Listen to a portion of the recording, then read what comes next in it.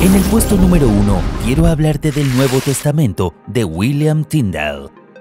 En la era científica y moderna en la que tú y yo vivimos, nos preguntamos acerca de las diversas creencias no científicas que tenían las generaciones anteriores. Algunas personas incluso dudan de la fiabilidad de la Biblia.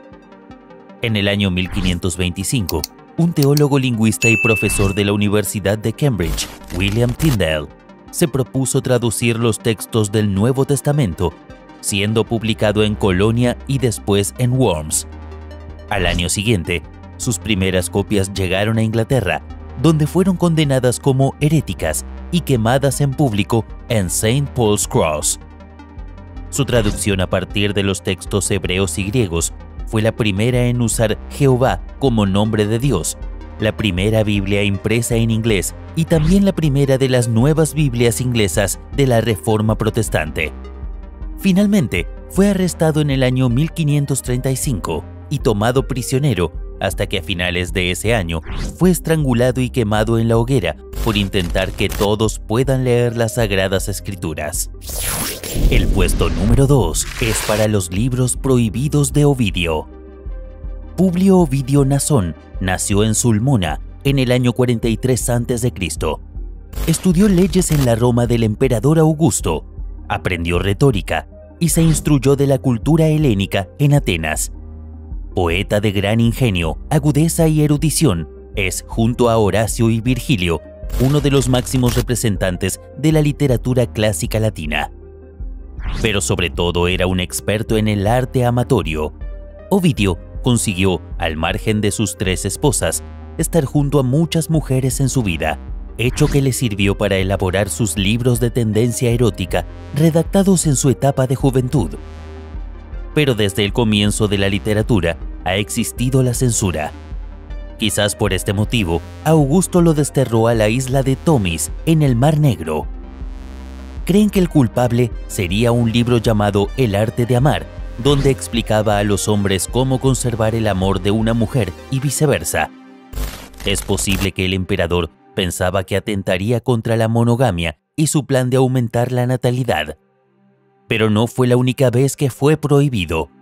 Todas las obras de Ovidio fueron quemadas por Savonarola, en Florencia, en el año 1497, en la famosa Hoguera de las Vanidades, y la aduana de los Estados Unidos prohibió una traducción al inglés de Ars Amatoria en el año 1928. En el puesto número 3, quiero contarte sobre el Index Librorum Prohibitorum. En el año 1559, la Iglesia Católica comenzó a publicar el índice de los libros prohibidos, considerados dañinos para su doctrina. La última edición es de 1948 y en ella se siguieron incluyendo títulos.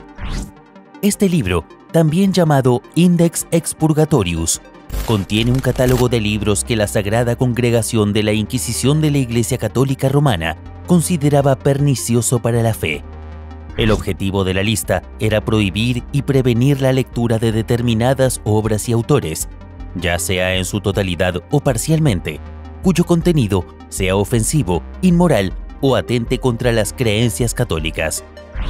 Pero la censura no solo era a posteriori, sino que todo autor estaba obligado a presentar su obra ante el inquisidor, quien debía emitir un juicio sobre ellas. Así, en muchas ocasiones, se prohibía una frase concreta, un diálogo y hasta un episodio completo. El índex no fue abolido, así como la excomunión que implicaba su lectura, hasta el año 1966, bajo el papado de Pablo VI, justo después del Concilio Vaticano II. Para esas alturas, ya contenía más de 4.000 títulos censurados. En el puesto número 4, hablaremos de Qi Shi Huang. Este fue el primer emperador de la dinastía Qin en el año 221 a.C. y fue quien puso término al sistema de feudos que había florecido en el anterior período de los reinos combatientes y fundó la dinastía Qin. El emperador y su figura siguen estando rodeados de un aura de leyenda que ha continuado extendiéndose generación tras generación.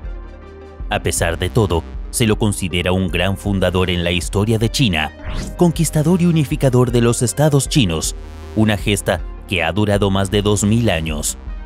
Sin embargo, fue el hombre que ordenó la construcción de una parte de la actual Gran Muralla China, con un saldo de 2 millones de obreros muertos. Y muchas de las revueltas y conflictos fueron resueltas por el emperador con la quema de los libros clásicos disidentes y la condena a muerte de 460 intelectuales, enterrados vivos, entre otras tantas brutalidades. Por otra parte, Qin Shi Huang temía mucho a la muerte y despreciaba incluso hablar de ella, así que no hizo ningún testamento. Quería vivir para siempre y buscó en todo el mundo la medicina para la inmortalidad. Pero irónicamente, murió en el año 210 a.C., tras consumir una supuesta píldora para la vida eterna. En el puesto número 5 nos encontramos con el oscuro pasado de Poveglia. Se trata de una pequeña isla situada entre Venecia y Lido, al norte de Italia. Un pequeño canal la divide en dos partes, y los mismos venecianos la conocen popularmente como la Isla de los Fantasmas. Esto es debido a que su macabro pasado marcó para siempre la historia de un lugar que fue utilizado para todo tipo de atrocidades. Hoy luce vacía en sus 345 metros de largo y 335 de ancho. Y recientemente se viralizó un video de turistas recorriendo sus calles abandonadas. La vida en esta isla olvidada en el tiempo comenzó a volverse oscura cuando se la designó como una estación de aislamiento y cuarentena para personas afectadas por la peste negra en el siglo XIV. Esta enfermedad terminó con poco más de un tercio de la población mundial. Entonces, en 1922, se convirtió en un asilo psiquiátrico hasta el año 1968, cuando finalmente cerró y fue abandonada. Pero aún conserva los restos de más de 160.000 víctimas de la peste que fueron enterradas allí para evitar la propagación. El puesto número 6 es para el totalitarismo talibán. Talibanes significa estudiantes en lengua pastún. Son un movimiento islamita formado en Afganistán. Como hicieron las tropas de Alejandro Magno en el 330 a.C., las fuerzas de los talibanes realizaron una ofensiva relámpago en Afganistán que ha terminado con la conquista de Kabul, la capital. Este hecho ha tomado por sorpresa a los conservadores y arqueólogos de los museos del país, que han tenido que apañárselas para asegurar los yacimientos y restos que tenían. Los responsables querían trasladar algunos restos para mantenerlos a salvo, pero no se lo han permitido. Habiendo sido un importante cruce de caminos durante milenios, Afganistán cuenta con una inusual riqueza arqueológica y cultural. Desde aquí, por ejemplo, el budismo se extendió a China. Como arteria principal de la ruta de la seda que conectaba India con China e Irán, y está repleta de restos de antiguas ciudades y monasterios. Al fin y al cabo, el último año en que los talibanes estuvieron en el poder, en 2001, volaron las estatuas más grandes del mundo.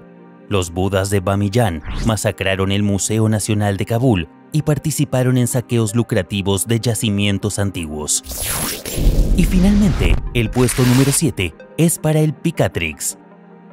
Este es un antiguo libro árabe de astrología y magia oculta que data del siglo X u XI, que ha ganado notoriedad por sus recetas mágicas.